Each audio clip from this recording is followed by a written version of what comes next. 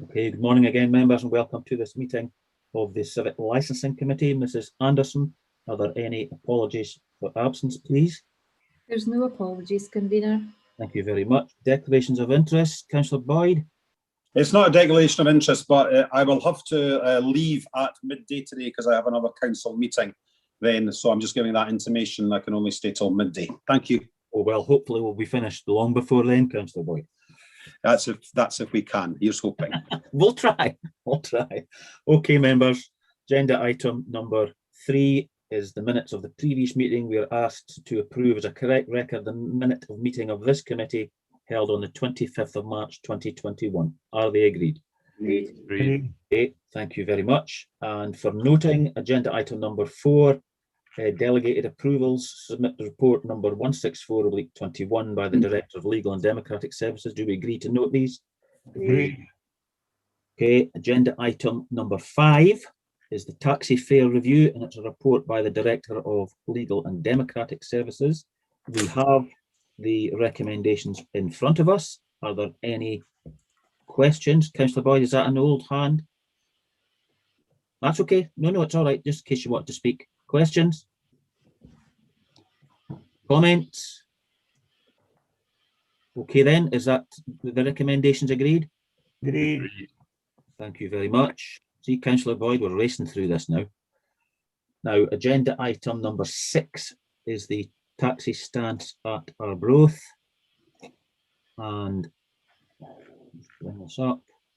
We've got the recommendations in front of us.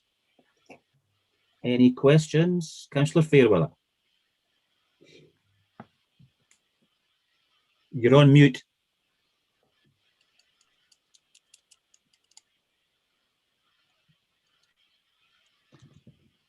Thanks, Chair. Sorry about that. I've not declared an interest in this for the simple reason I was involved in the laundry outside this area, but it was 12 years ago. The business was actually run by my partner and sold by her. So it's just in case anybody brings it up, asking why I didn't declare an interest. Thank you. Okay, thank you. That's noted, Councillor Fairweather. Councillor Whiteside. Yeah, thanks, convener. It was just a question for local members, really. I was just wondering if they knew why the National Rail removed the other taxi stands. Seems odd. And put all the bollards up. I know. Councillor King will maybe answer that one for you. Well, that's the very statement I was going to make. That there was no consultation between Network Rail and the council, as far as I understand, before they put those bollards up.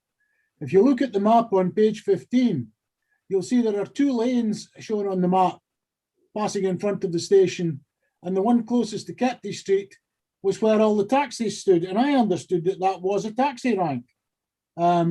Suddenly, Network Rail put up a whole load of bollards and banished the taxis from the forecourt of the station. Most inconvenient, I would suggest. And I think the more pressure that the Roads Department can bring upon Network Rail to reinstate that particular taxi rank, the sooner the better. However, the other areas were shown as taxi ranks, often used only in the evenings, particularly the one that Councillor Fairweather's referring to outside the laundry. It's always been a taxi rank for many years, but it's been an evenings only taxi rank. I would suggest that we accept this, but we also have a very close look at where the bus stops are in relation to the taxi ranks, because this is now getting quite a congested area in terms of where taxis can park so that people can get taxis when they come out the station. But particularly, we should be bringing pressure on Network Rail to reopen that bit where the taxis used to stand and reinstate that as the taxi rank for the station. Okay, thank you, Councillor King. Councillor Dunno? A lot of the taxis go to the back of the station now, and a little car park at the back of the station to pick people up. So there isn't a lot of spaces, mind if there's cars in there, so there isn't an awful lot of room for people to go in, but there is a little space at the back of the train station for taxis to pick people up. I think that's. Can I just comment, convener, that is totally inconvenient for people coming off on the northbound platform. It means you've got to climb a set of stairs to get off the platform up to the station concourse, then you've got to go down another set of stairs to get out the back door. The obvious place for taxis is in front of the station. Yeah, I don't know why they did that. It was absolutely crazy. Councillor Fairweather. Yeah, just to say I concur with what Councillor King's saying. I thought it was quite shocking that we weren't consulted regarding those horrible bollards. What an eyesore it is for that area now. But I concur that with Councillor King that we should be putting pressure on Network Rail to reinstate the taxi rank there and remove as many of those bollards as possible. Thank you. I think the clerk will have that noted in a letter could get sent to Network Rail from the legal department. Convener, Okay. It's just to give some indication in relation to the reason. We don't know the full reason behind it, but my understanding is it may be a safety concern. It may be to do with the weight limit in that particular area, but we can certainly find out about that and report back if members would appreciate that. Yes, I think they would, Mrs. Kimmett. That would be fine. That would be great. Oh, Convener, can I suggest if it's a weight limit problem, Network Rail should be strengthening the bridge, because heavy vehicles go over that bridge. well, very much. A maximum weight of vehicle can. Yeah. Okay, that's Mrs. Kimmett's got that noted. She'll pass that on when the letter's done or roads contact them. Okay, I'm going to bring up the report. We've got it, the recommendations in front of us. Are they agreed? Agreed. Okay, thank you very much. And agenda item number 7 is the licensing of sexual entertainment venues. And again, we have quite a lot of recommendations in front of us. Any questions? Any questions, comments? That report. Oh, Yeah, sorry, yeah, Councillor King. I just slowed to get my hand up there. I think we should remember this is a facilitating report. This is to ensure that if anybody comes along for a sexual entertainment venue in Angus, they have to apply for a license. It's not actually saying no, it's saying you must come to the council and tell us what you're proposing to do. And I think the recommendations are absolutely ideal. Excellent. So do I, Councillor King. Is that report then agreed? Agreed. Okay, Mrs. Kimmett.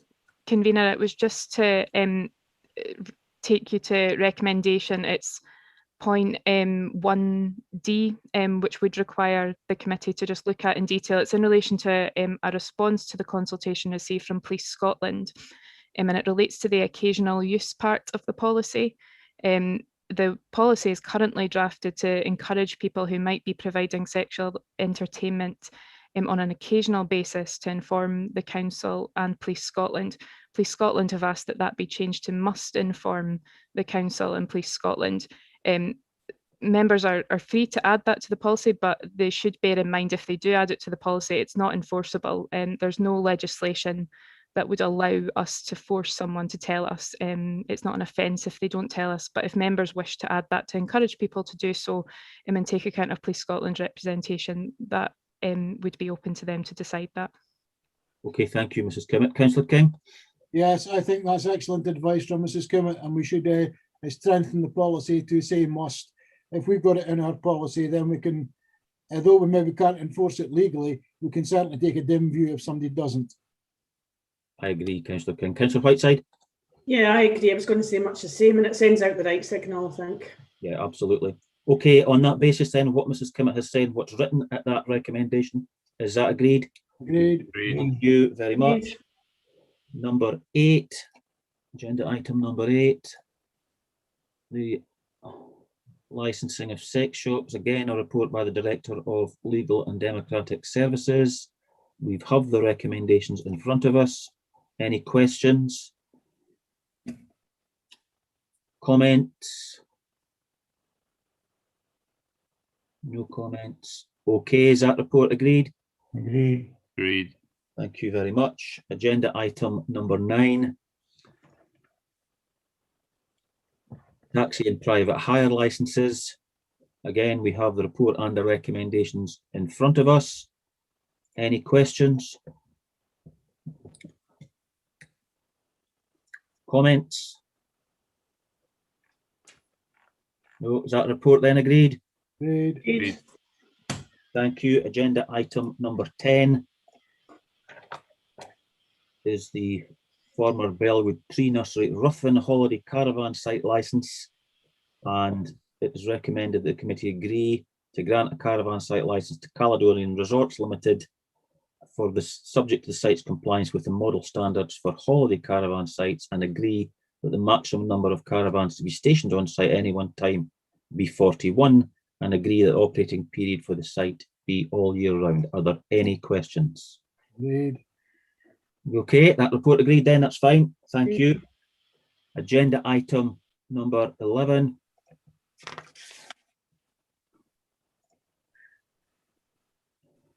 Caravan site application, bridge end of Piercy, Kirriemuir. Quite a straightforward one, this. We've got the three recommendations in front of us. Any questions? No. Comments? Is the report then agreed? Agreed. Agreed. See, Councillor Boyd, we're rattling through it now. Okay, members. Agenda item number 12 is the possible exclusion of the public and press. Do we agree to exclude the public and press? Agreed. Agreed. Now, Mrs. Anderson, we have another link for this, don't we? You're on mute, Mrs. Anderson.